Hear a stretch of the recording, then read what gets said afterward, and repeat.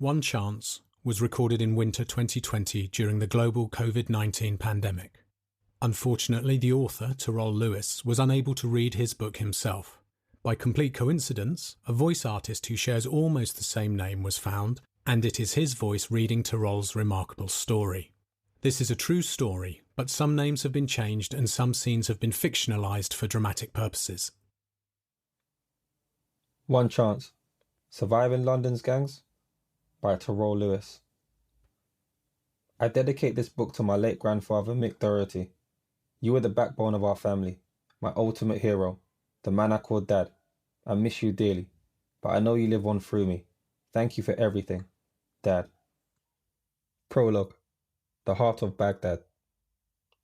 Myatt Estate, Brixton, South London, 2002.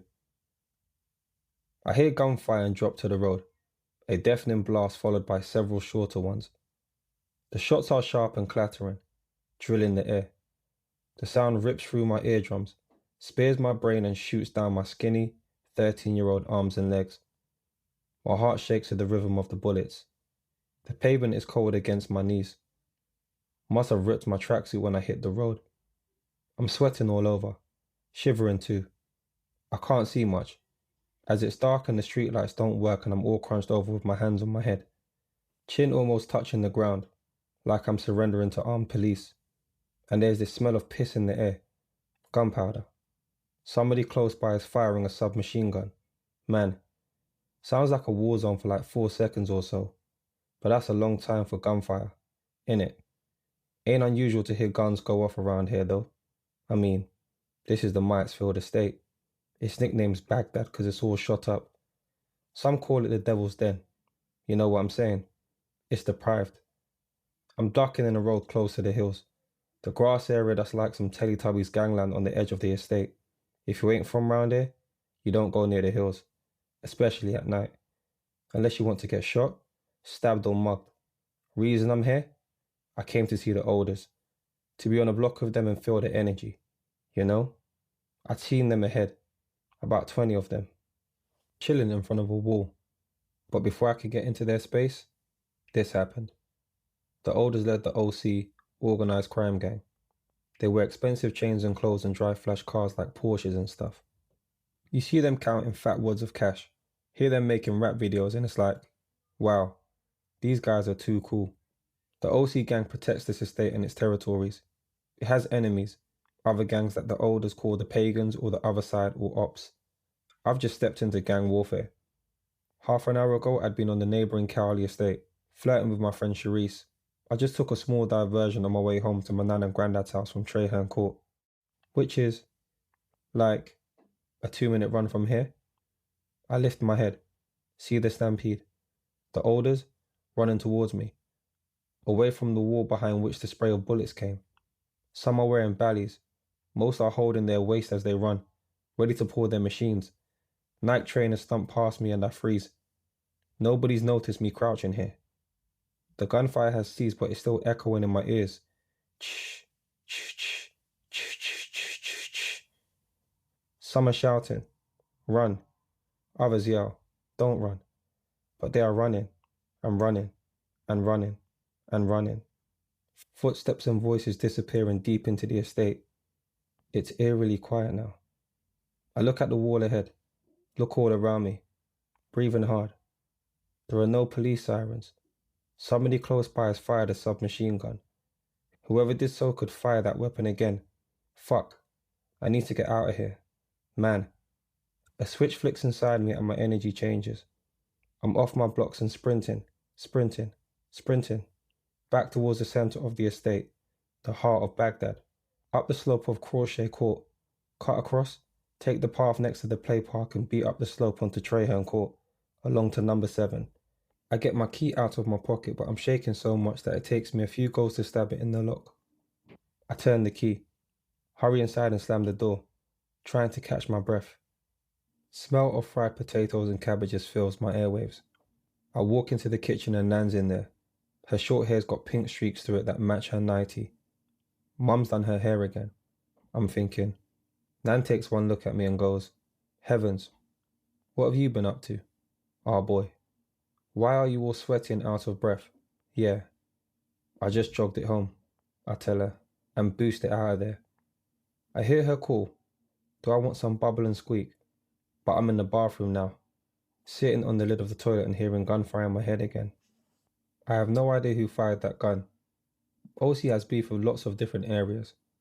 Could have been the Peckham boys, or pagans from Lewisham, Tulse Hill, or anywhere. Either way, how fucking dare they? How dare they attack our estate? Adrenaline subsiding now. I'm thinking about what I witnessed and I'm not scared. I'm angry. A deep hatred for the other side rising within me. I'm also excited. Those OC boys are holding down the ends, and I want to get out there and help them. Man, 100%.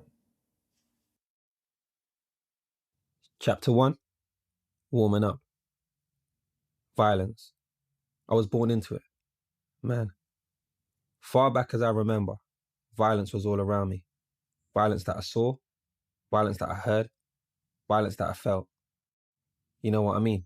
Some of my earliest memories are bleak. Man. Sound bites and pictures no boy wants in his head. Mum swearing and crying for help above sounds of a violent struggle. Watching cartoons on a page-you-go telly while my parents, yardie mates chill in the same room getting fucked on crack and weed. Cockroaches skeetering up and down the walls. Guns and drugs on the coffee table and shit like that. Listen, growing up on South London estates like Myatt's Field, you ain't at a window waiting for the trill of the ice cream van. Nah, you're hearing gunshots, barking pit bulls, the distant screams of someone getting robbed on the block. This was SW9, Brixton, and violence grew me. Man, I was exposed to violence before I was born. Yeah, my mum Jackie was 21 and 7 months pregnant with me when a Jamaican guy punched her in the face and threw her off a balcony on the Myattsfield South Estate. Mum had been scrapping with a girl called Sharon on an outdoor communal landing at a gathering in one of the flats in a block on Church Green. Her attacker, let's call him Ashley, struck my dad. Terroll Lewis wasn't there when all this shit went down, but he was the reason for Mum's beef with Sharon. He'd been cheating on me with her while I was pregnant with you, Mum tells me. Wouldn't be the first time, or the last. He couldn't stop himself. Girls loved him. He had the patter and the good Jamaican looks. He used to wear his hair like Jazzy B from Soul to Soul, shaved back and sides with locks on top. Oh yeah. Anyway, on that afternoon in October 1989, Mum remembers holding the sides of her bum as she confronted Sharon, giving it, I know he's been cheating on me with you, you fucking whore. Cheating on me when I'm pregnant, and all that. Mum also recalls the thrum of techno music bouncing off concrete and the familiar smell of burning plastic mixed with herbs, crack, and cannabis.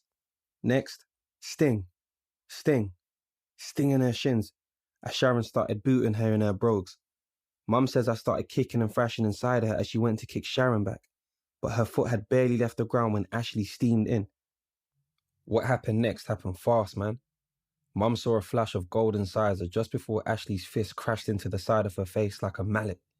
She remembers being forced backwards, her back slamming against the balcony wall, choking for breath and hugging her pregnant belly, just as Ashley's fist smashed into her face once more. Bang! She fell to the ground. Voices, techno. Voices, all wheeling up. Burning plastic, a taste of rising bile, then boom, blackness. Mum didn't hear the frantic cries of the downstairs neighbours who came running out of their flats after seeing Mum drop headfirst like a crash dummy. Nor did she hear the screams and shouting from the balcony, towering some 16 feet over where she lay on grass courtyard. She didn't hear the sirens or see the blue flashing lights, just as she has no recollection of being stretchered into the ambulance. Yeah, she was out cold. Man. When Mum came to, she was in King's College Hospital, Denmark Hill. Her friend Mandy at her bedside. Mum's face was all smashed up and she couldn't move her legs. First thing she asked Mandy, through busted lips, was, why am I in hospital? Then feeling for her bum, added, is the baby okay? Please don't say I lost my baby. Miraculously, both Mum and I survived and Mandy told her what happened on the balcony as she'd gone over. There'd been a proper commotion. Folk getting involved, shouting, screaming, cussing. Some people tried to pull Ashley off Mum as some of his mates cheered him on. Happened in seconds, Jack, said Mandy. He literally picked you up and hurled you over the balcony. Manny said a neighbour must have done a 999 call as police were on it fast.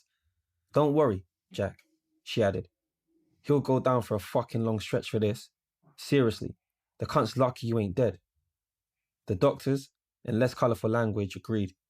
They said her unborn baby, aka me, would have died if Mum had landed on concrete instead of grass.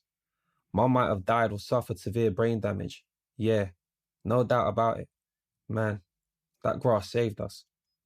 Of course, Mum had to speak to the police, and she told them all she could remember.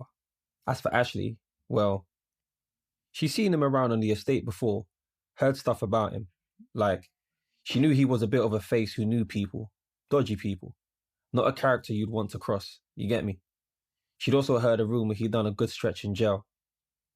She also now knew that he was Sharon's cousin. But all that aside, Mum didn't know Ashley. After a scan showed I was doing fine, Mum was discharged. And although she spent less than 24 hours in hospital, her injuries were out there. Man, she was on crutches for at least 2 weeks because her legs were so badly bruised and sprained. She'd also twisted her right ankle. A map of bruises covered her face. She had a busted cheekbone, black eye, and had to wear shades whenever she left the house.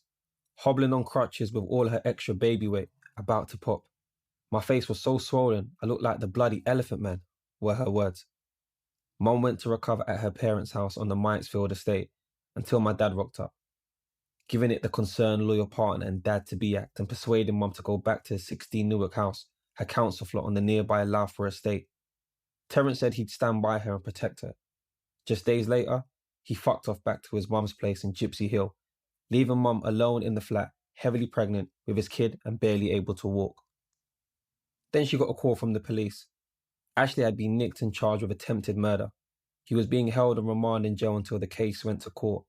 Initially, Mum was relieved. At least he couldn't harm her again, right? But the reverse was true. Things got worse, as Mum found herself in the eye of a shitstorm of terror and intimidation. Yardies banged on her door day and night, shooting their mouths off. Open up. We know you're in there. You put our bro in jail. Now you's gonna pay. When she did answer the door one time, a guy threatened to put a bullet in her head. There were moody phone calls, some made to her parents' house. Mum was stressed. I mean, off the scale stressed. Bread knife under the pillow stuff. Expecting the front door and windows to be put in at any moment. Scared to stay in. Scared to go out. The threats continued, getting more sinister by the day until it broke her. Man. Around mid-November, she called the police. I want to drop the charges, she said. Ashley didn't throw me off the balcony. I fell. It was an accident. But the police were like, no can do. You gotta go court. So Mum, now 9 months pregnant, went to court and refused to testify against Ashley. The case got thrown out and the judge threatened to do Mum for contempt of court. How fucked up is that? She would have sprinted to that witness box faster than Sally Gunnell given the chance, but she had no choice. This was about survival and had 2 lives to protect. Talking of that other life, a few days later, she was back in King's College Hospital. I still laugh when Mum tells me about the moment I was born. I shot into this world at 3:20 p.m. on the 14th of December, 1989, a Thursday. It rained all day, but the vibe was chilled and festive on the maternity ward, with tinsel everywhere and Christmas music playing. Staff wore reindeer antlers and Santa hats and all that crazy stuff. My dad wasn't there, and Mum's friend Joy went along instead. This Joy woman had dreads down to her waist, loved her weed, and always kept 2 forks in the back pockets of her jeans. Called them her weapons, Mum says. And she wouldn't hesitate to use them either. Respect to Joy. Seems she got into the spirit of things, sticking by Mum's side throughout her 36-hour labour, holding her hand in the delivery room and chatting away as contractions hit. Though when the gas and air got wheeled in, she kept nicking my mask, Mum explained. She had more of the stuff than me. She was gasping it down. Joy watched the entire delivery through heavy eyelids, swaying as she peered between Mum's legs. As the midwife cut the umbilical cord and I let out my first piercing cries, Joy staggered backwards, hit the wall, and slowly slumped to the floor saying, wow, that was one of the most beautiful things I've ever experienced, man. That evening, brimming with emotion, Mum called my dad's mum's house. There had been bad vibes between her and Terrence, but she had just delivered their child. her firstborn. He had a son now, and Mum wanted to be the one to tell him, so she shambled out of the ward to the nearest payphone. A woman answered, but Mum didn't recognize the voice. It definitely wasn't the Jamaican accent of Terrence's mother, Big Mama June. Nah, this girl sounded young and cockney, rude and all. "Who are you? What do you want Terrence for?" she snapped. Mum went, "I'm Jackie, and I've just given birth to Terrence's first child. It's a boy. I just wanted to let him know in case he wants to see his son, or something." The line fell silent for a few seconds. Then the girl exhaled loudly. "What do you mean? What baby? I'm Alison, and I've got Terrence's baby. I had our girl, Sasha, in October. Is this a wind-up or what?" Mum almost dropped the receiver. She was gutted. She suspected my dad had been cheating on her with Sharon, but she hadn't imagined he'd have another girl on the go at the same time, let alone and have a kid with her. "Just tell Terrence I've had the baby," she said, and hung up. I was sound asleep in one of those plastic cot things when my dad arrived at the hospital. Mum had drifted off, but was woken by the sound of shouting and swearing on the ward. A bloke was going off, audibly pissed. His voice instantly recognizable to Mum. A nurse hurried over. "Mr. Hurty, I'm sorry, but there's a black man in reception who says he's the father of your..." "I want to see my fucking son. I'm the father. I'm his fucking father." Boom, there he was, staggering towards us, beating his fist into his palm, eyes blazing, rain-soaked locks bouncing about his head, reeking of booze. My dad. He was there less than a minute before security guards told him to leave. Mum says he was so drunk she couldn't even have a simple conversation with him, let alone confront him over Alison and the other baby drama. He stormed out of there, hollering, "I'm going to wet the baby's head," Mum says. According to my birth certificate, I'm Terrence Terroll Lewis. My unusual middle name was a nod towards my Irish roots on my mum's side of the family. And while I share my dad's first name, my mum called me Terroll from the get-go. So that's who I am, Terroll Terroll Lewis. I think Mum's motive for changing my name was to piss off my dad, although she's never admitted as much. But yeah, it's fair to say that my parents' relationship was volatile from the start. They even argued the first time they met at a party in Mum's flat, around November 1988. Her flatmate Susie had got the party started when she invited friends over from the Loughborough and Myatt estates.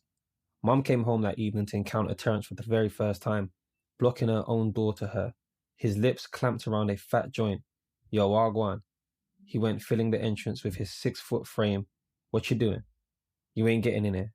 Mum laughed. "I live here," she said. "It's my flat. Get out my way." "I said you ain't getting in." "How do I know who you is? Where's your ID?" "What the fuck? I told you. I live here." "I don't need no fucking ID." And so the row continued, insults flying until Susie appeared and confirmed Mum's identity. Terence muttered an apology. Mum gave him a dirty look as she barged past. "Skin up then," she shot. They got drunk and stoned together and had a laugh.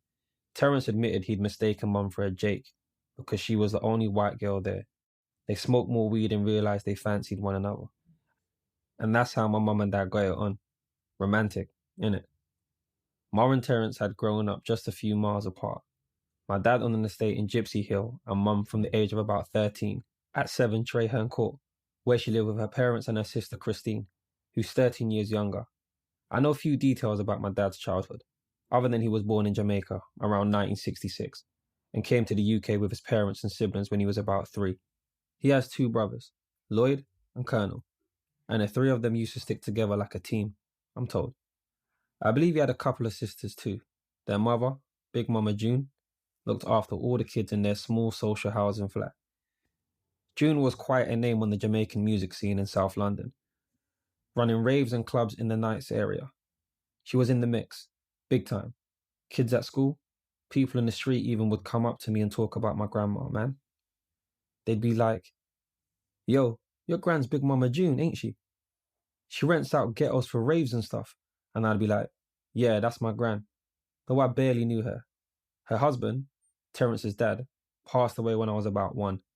I only know he was Jamaican and Indian. Nobody even told me what his name was. I know a lot more about my mum's side. It was very different.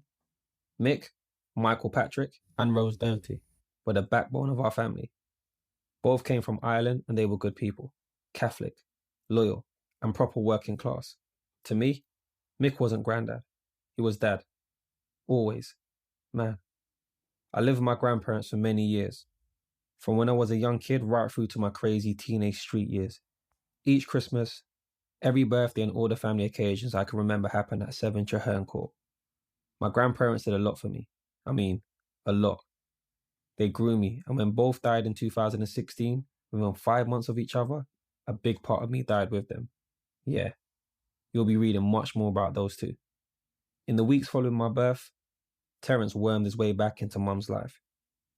She says he practically begged her to take him back. Like an idiot, I agreed, Mum says. Because I was young, I had a baby, and he seemed genuine this time. Like he really wanted to make a go of things. Terence moved back into 16 Newark House, but soon started disappearing again, leaving Mum alone with me for days on end. She didn't know whether he was with that Allison woman and his other kid, seeing other women or what. He didn't work, and on the occasions when he did stay in the flat, he and Mum would drink and smoke and have massive rows. Terence also knew some shady characters, I'm told. Boys who were involved with guns and drugs and knives and shit. Boys who were into the kind of dangerous stuff I would later get into. These guys would occasionally show up at the flat for a chat and smoke or whatever. I don't really remember there being gangs as such back then. Mum says it was more about having lots of friends. Knowing you've got people who've got your back, if you know what I mean. There came a point where Mum didn't feel safe with all these other people around, particularly with a baby in the home. The rows with Terence became more frequent and violent. Things were thrown and smashed. Neighbours would hear screaming and shouting and banging, late at night, and sometimes in the afternoon or morning. Often, police would turn up responding to reports of another disturbance, but Mum knew how to get rid of them fast. I'd run out into the street and catch them before they could hit the door. I'd apologise and say something like, "Nothing to worry about, just a small domestic." This toxic routine continued until I was about 7 months old, and Mum decided it was time for her and me to flee Newark House. She went to the council and we were placed in an emergency B&B in Brixton. They moved us to another estate in the area before finally, a couple of months after my first birthday, we went to live in a woman's refuge in Kilburn, where we would stay for the next 18 months or so. I remember that place. I thought it was cool.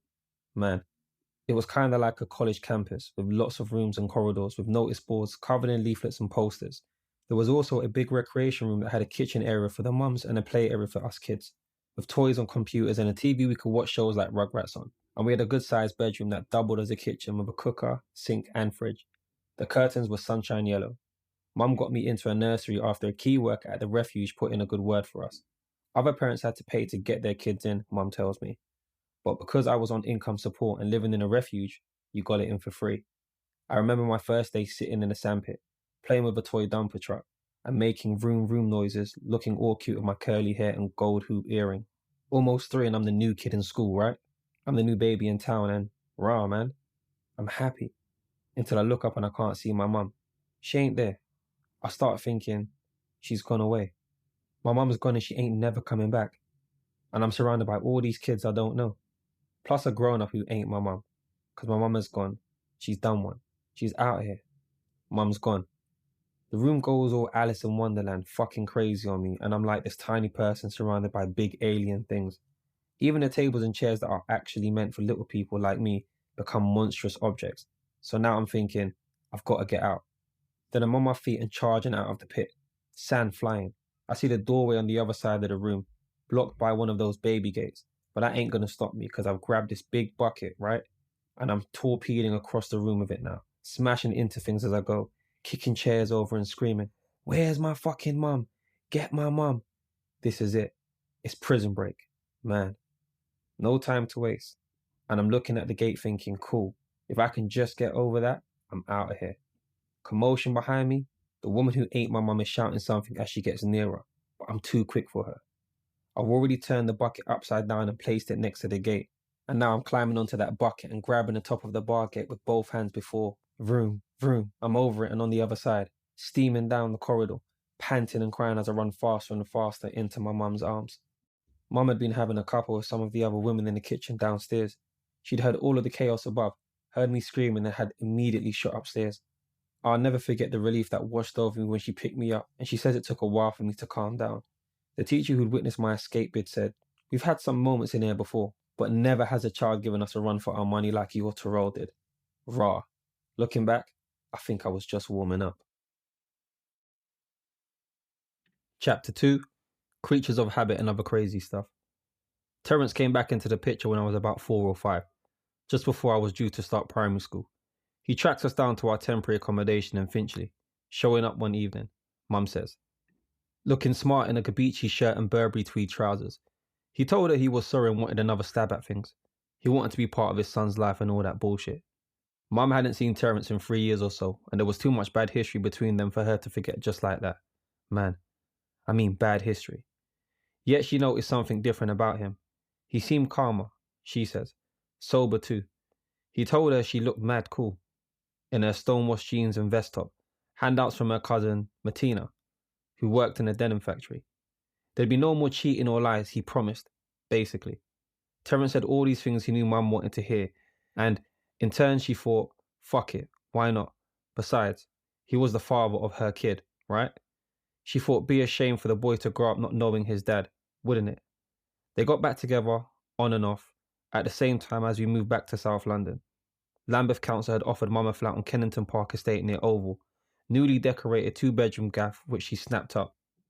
I remember the day we moved in, me running excitedly from room to room and setting up battle scenes with my action man, and wrestling figures and making gun noises as Charlie the Jack Russell, a recent addition to the family, chased me. The place felt huge. I had my own room, an entire room to myself with purple emulsion walls. I was one happy boy, man. Mum's bedroom was light pink and the lounge had cream walls and a brown stringy carpet, reminding me of mince meat.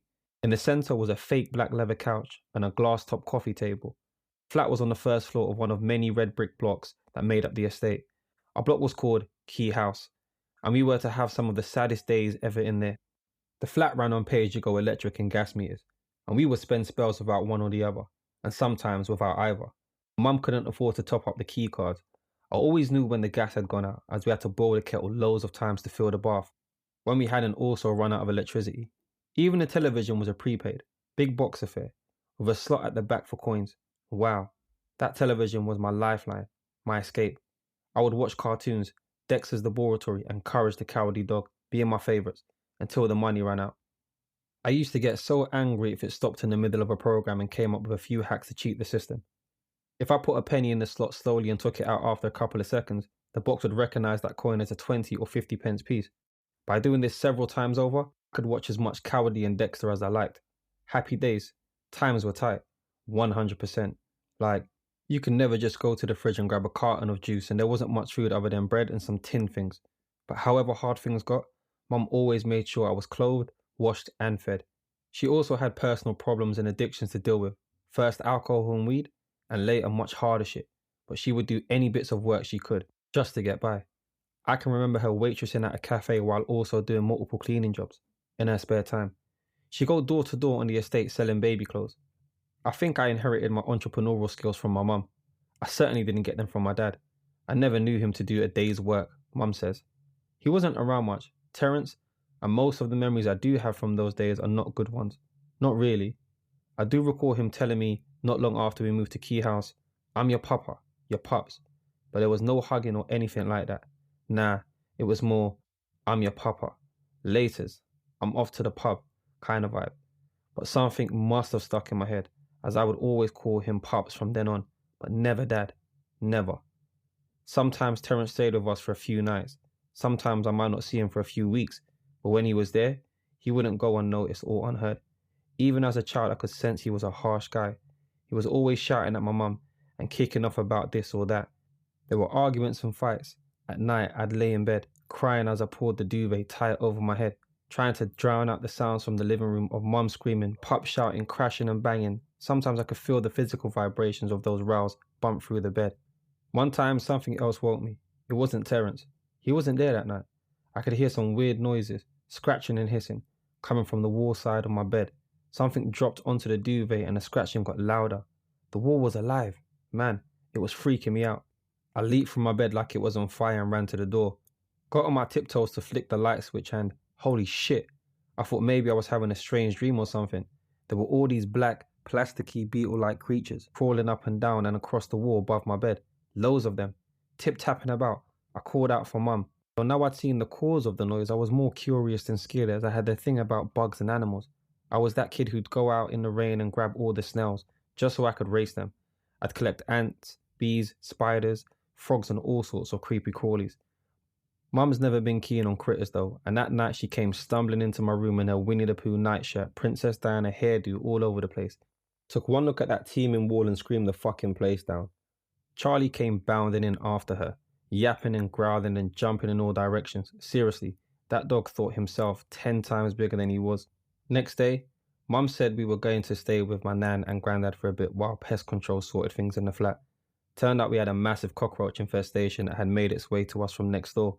It was a miracle I wasn't taken into care during those key house days. It wasn't just the cockroaches or Terrence himself. I mean, there I was, a kid of 5 watching strange people come and go from the flat. Men with dreadlocks smoking foul-smelling stuff out of the window in the front room. And those crackheads would speak to me. Man. Yeah, they tried to speak to me as I sat playing with my toys or watching TV, and I remember they could never string a fucking sentence together and their eyes would disappear into their forehead and the room would smell of death. Often they'd leave things on the coffee table, plastic bottles with holes in them, brown burn marks of bits of blackened tinfoil, white pebbles wrapped in cling film. And I knew it wasn't no Blue Peter craft work. You know what I'm saying? Sometimes I'd see a handgun on the table too, but I never thought to investigate. I was more interested in rigging a telly so I could watch my cartoons. In September 1995, I started at Henry Fawcett Primary School, which was just opposite our estate on Bowling Green Street. To a certain degree, school was my sanctuary. I loved being away from the flat and all those weirdos who hung out there. I enjoyed painting and learning my alphabet and how to write and stuff. And story time at the end of the day when the teacher would read to us. Oh man, that was golden. I felt safe inside those blue school gates. So much so that I would dread hearing the bell ring at the end of the day. On the downside, some of the other kids at Henry Fawcett were evil bastards, ganging up in the playground or barging past me in the corridors, giving it, ha ha, you ain't got no friends, and staring at my shoes as we sat on the floor in assembly, sniggering as they asked, why have you got holes in your shoes? Mum couldn't afford new shoes, and I'd repair those I did have, sticking bits of cardboard or scraps of material over the gaps in the soles. Last thing I wanted was to add to Mum's stress, and I knew what would happen if I asked for a new pair in front of Terrence. Fireworks, man. Fireworks. The bullies confirmed my feeling that I didn't enjoy being around other human beings, and that I would need to fight my corner to survive in this fucked up world. They had spotted the truth, as bullies often do, that I didn't have any proper friends. Outside of school, I didn't get to play with other kids. I had no brothers or sisters, and Mum wasn't the type to be doing things like joining a parents' association, running an after-school club, or swapping recipes with other mums at the school gates. I didn't go to fun fairs, and I wasn't invited to birthday parties. There was no face painting, bouncy castles, or being in the cubs for me, but you know what? I was quite happy in my own space. I was creative, good at playing by myself, and I was lucky enough to have a big collection of toys, most of which came from my grandparents. Nearly every toy my granddad bought was military themed, from Action Man figures to army Lego sets. He had been a soldier himself, serving for the British in Ireland, although he ended up going to jail for refusing to fight in Northern Ireland during the Troubles, according to Mum. But I knew nothing about my granddad's army days when I was playing battlefields around the flat and key house. I create full-on wars for myself, using every army and wrestling figure toy I owned. I'd have an army on the right, another on the left, and they'd fight everywhere.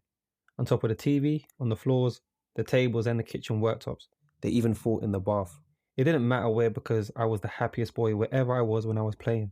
With all the chaos going on around me, being able to play with my toys, away from the noise, away from the drugs, away from the violence, that type of peace without distortion, that place in my head, yeah, it was sacred, man. Back then, it was a breath of fresh air just to take a breath of fresh air. You know what I mean?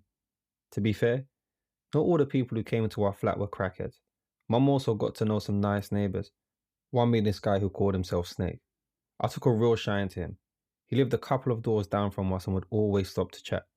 Be it on the landing or in the street, Snake fascinated me because he was unlike any other grown-up I knew. He had a shaved head, apart from a thin Mohican, at least 10 inches high, running from his forehead to his neck. Some days the brush was bright pink, other times neon green, occasionally purple or yellow. He was pierced by metal bolts, studs and hoops through his nose, ears and lips, and had chains hanging from his face. And he wore skin-tight, ripped jeans, more chains about his hips and legs, and lots of leather gear. When I asked Mum why Snake had a brush on his head, she laughed and said, "'Cause he's a punk." And I thought, wow, that's cool. Even though I had no idea what a punk was. Snake had a pet rat, one of those albino ones with white fur and red eyes. Once, when I was playing on the communal landing with my toys, Snake came thumping up the stairs in his big boots, whistling. The rat perched on his shoulder. Mum was nearby smoking one of her funny-smelling cigarettes. "All right, Jack," he said, stopping next to us. Mum flinched. How can you let that fucking thing crawl all over you?" she said, and Snake laughed. Crouched down and I was eye to eye with his pet. Snake was like, "How you doing, T?" I remember thinking his face looked like it'd been put together by a motorbike mechanic or something.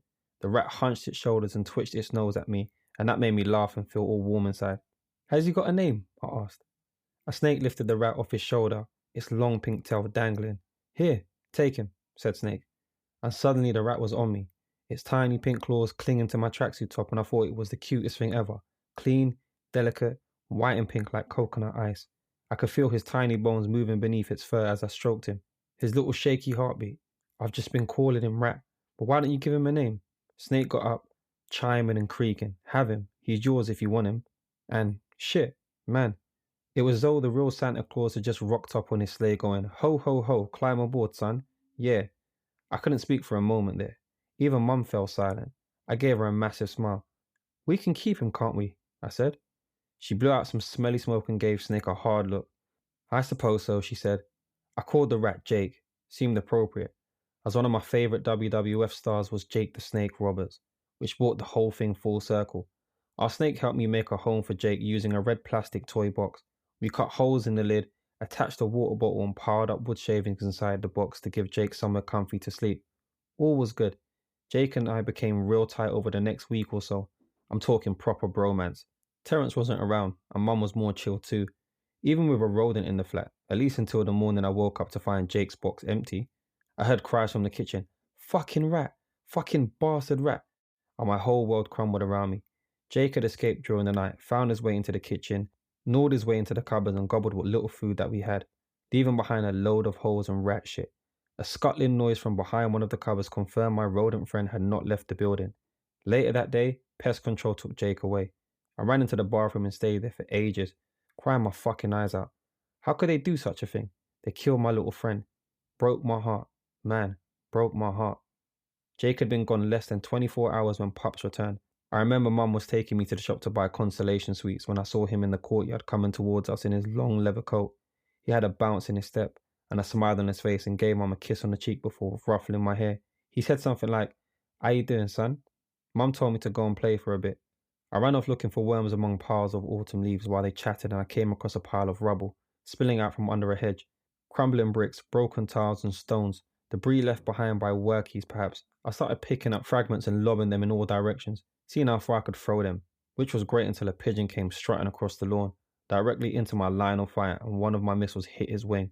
The bird's leg buckled and its other wing started flapping like crazy, but it couldn't take off. Instead, it just rolled from side to side and jerked, its feathers clogged with blood, and I started panicking, thinking, the pigeon's dying. I've killed the pigeon. They killed Jake, and now I've killed the pigeon. I started breathing really fast, damp air hitting my throat, waiting for the inevitable. The pigeon was still fighting, and its good wing going mental now when I called for backup, screaming, "Help! Help! The pigeon can't fly." And Pups was on it in seconds. Man. Crunch, crunch, crunch through the leaves. Swift as a ninja, he lunged at the rubble, grabbed a brick, dropped to one knee beside the pigeon, lifted the brick high into the air and smashed it down, 1, 2, 3 times on the bird. He tossed the brick aside and calmly scooped the corpse into his leather-gloved hands. Poor thing didn't look like a pigeon no more. It was a mush of grey fluff and red gunk. "At least it's out of its misery now," Pup said. And that made me feel better about the situation, for a fleeting moment. He chucked the remains in a wheelie bin and the day carried on. But I couldn't stop thinking about that pigeon and how Pups had killed it. I was pleased that Pups was home. To begin with, anyway. I remember there being a couple of chilled days when he and Mum weren't arguing. They spent a lot of time in Mum's bedroom while I played with my toys and fed the telly pennies. I even heard some laughter, but then the fighting started up again. Shouting, swearing, banging, smashing, screaming, crying, night after night after night. The only time it was quiet-ish was when Mum and Pup's strange friends came round to smoke from plastic bottles out of the window. Early mornings could be peaceful, too, when it was sleeping. Pups must have stayed with us for about 2 months. I remember the Christmas tree was still up when he went away. I didn't see him leave, but the events leading up to his departure will stay in my head forever. I was watching Live and Kicking one Saturday morning, and I was still in my Hulk Hogan pajamas. My Action Man and wrestling figures were scattered around me on the mincemeat carpet, where I was setting up another battle scene. Mum was in a fluffy spearmint dressing gown